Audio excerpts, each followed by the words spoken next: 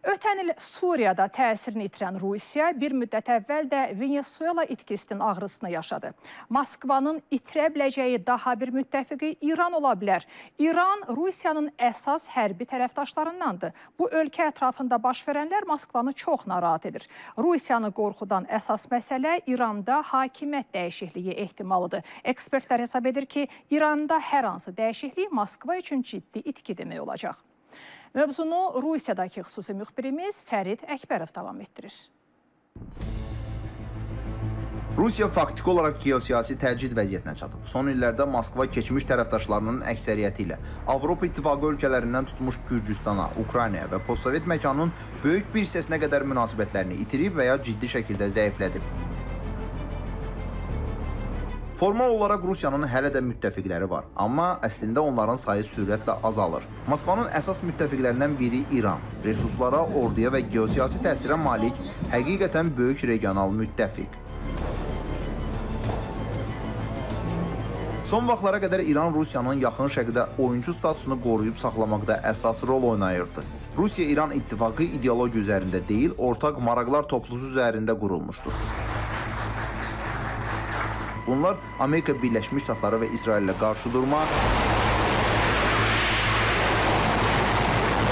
Suriyada koordinasiya, hərbi və texnoloji əməkdaşlıq, sanksiyalardan yayınma və alternativ logistika marşrutları idi.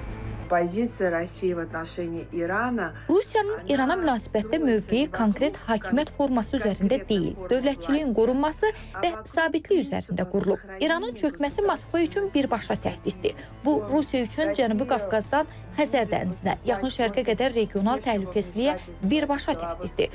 Ona görə də, əgər biz hipotetik olaraq İrandakı sistemin çöktüyünü təsəvvür etsək, onda Rusiya İrana xarici hərbi müdaxiləyə qarşı çıxacaq. Rusiya İranın ərazi bütövlüyünün qorunub saxlanılmasına təkid edəcək. Əlbəttə ki, Rusiya baş verənlərin regionda domino effekti yaratmasına imkan verməmək üçün ehtiyatlı davranacaq. İran kimi müttəfiqi itirmək Rusiya üçün nə ilə nəticələnə bilər? Ekspertlərin fikrincə Moskva üçün bunun geosiyasi nəticələri yaxın şərqdə əsas müttəfiqinin, hərbi və texnoloji tərəfdaşın itirilməsi, Suriyadakı mövqeyinin daha da zəifləməsi, sanksiyalardan yayınmaq üçün kanalların azalması olacaq. Bu isə Rusiyanın faktiki olaraq təklikdə qalacağına işarədir. İranın süqutu avtomatik olaraq güc boşluğu, xaos, radikal qrupların fəallaşması və xarici oyuncuların güclənməsi anlamına gəlir. Rusiya üçün isə bu, sərhədləri yaxınlığında qeyri-sabitlik deməkdir. İkincisi isə bu domino effekti verə bilər. Rusiyada nəhəng dövlətin süquta uğraması dərhal qonşu zonaları sirkələməyə başlayacaq. Başqa bir məqam isə Rusiya üçün geosiyasi təzyiqdir. Çünki İran süquta uğrasa, xarici oyuncuların rolu kəskin şəkildə artacaq. Bu xarici oyuncular ilk növbədə Birləşmiş Ştatlar və onun müttəfiqləridir. Bu, Rusiya üçün strateji balansın pisləşməsi və regionda yeni geosiyasi təzyiq nöqtəsinin yarandığı anlamına gəlir. İran важен для нас и как составляющая транспортного коридора север-юг. İran Rusiya üçün həm də ona görə önəmlidir ki, bu ölkə şimal-cənub nəqliyyat dəhlizinin əsas tərkib hissəsidir. İransız və bu ölkənin limanları, logistikası olmadan şimal-cənub dəhlizi layihəsi faktiki olaraq ölü olacaq. Ona görə də bütün hallarda Moskva baş verənləri diqqətlə izləyir. İrandakı hadisələrin inkişafı proqnozlaşdırıla bilinən deyil. Əgər ABŞ hərbi müdaxilə etsə ya da Qərb koalisiyası İrana qarşı müharibəyə başlasa, əlbəttə ki, İran çox ağır vəziyyətə düşəcək. Rusiya bu məsələdə öz milli maraqlarını rəhbər tutacaq. İrandakı siyasi rejim ABŞ və Avropa İttifaqının xoşuna gəlmirsə, bu Moskvanı dayandırmayacaq. İranda hakimiyyətin süqutu Rusiyanın milli maraqlarına cavab vermir. Ona görə də Rusiya İrana tam həcmdə siyasi dəstək verəcək. Поэтому политическую поддержку Ирана Россия окажет в полном объеме.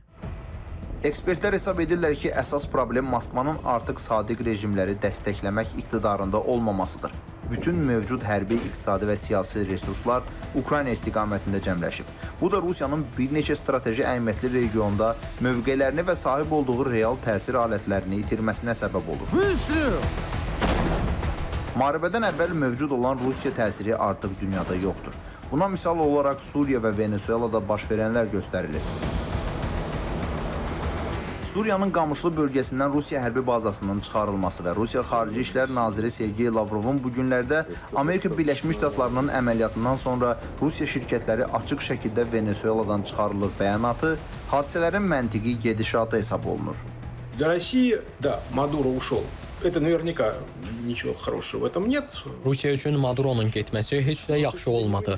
Lakin hazırki vəziyyətdə Venezuela ilə tərəfdaşlıq münasibətləri davam edir. Eyni proseslər Suriya ilə də baş verir. Əlbəttə ki, Əsədin dövründə münasibətlər tamam başqa idi. Əsəd Rusiya ilə dostluq edirdi. Maduro da, Əsəd də, baş verənlər də özləri günahkardılar.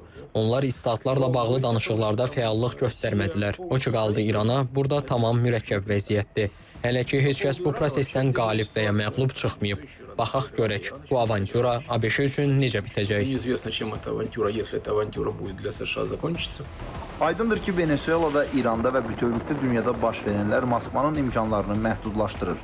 Kremldən qlobal səhnədə təsirini qorumaq üçün yeni həll yolları axtarmağı tələb edir. Baş verən proseslər göstərir ki, Kreml öz sərhədlərindən kənarda təsirini sürətlə itirir və Moskvanın müttəfiqləri üçün təhlükəsizlik qarantı kimi əvvəlki imici ciddi olaraq yoxa çıxır. Rusiyada hesab edirlər ki, İranın potensial itirilməsi təkcə diplomatik bir epizod deyil, həm də Moskvanın xarici siyasətinin bütün arxitekturasına sistemli bir zərbə olacaq. Əgər Tehran Moskvanın orbitindən çıxsa, Rusiya 10 illiklər ərzində ilk dəfə Yaxın Şərq və Fars körfəzi regionunda əsas müttəfiqi olmadan tək qalacaq. Burada isə əsas sual Rusiyanın bu təkliyə nə qədər dözə biləcəyidir. Fərid Əkbərov, Ramil Hüseynov, İctimai Televiziyanın Rusiya bürosu, xüsusi olaraq İTV Xəbər yekun üçün.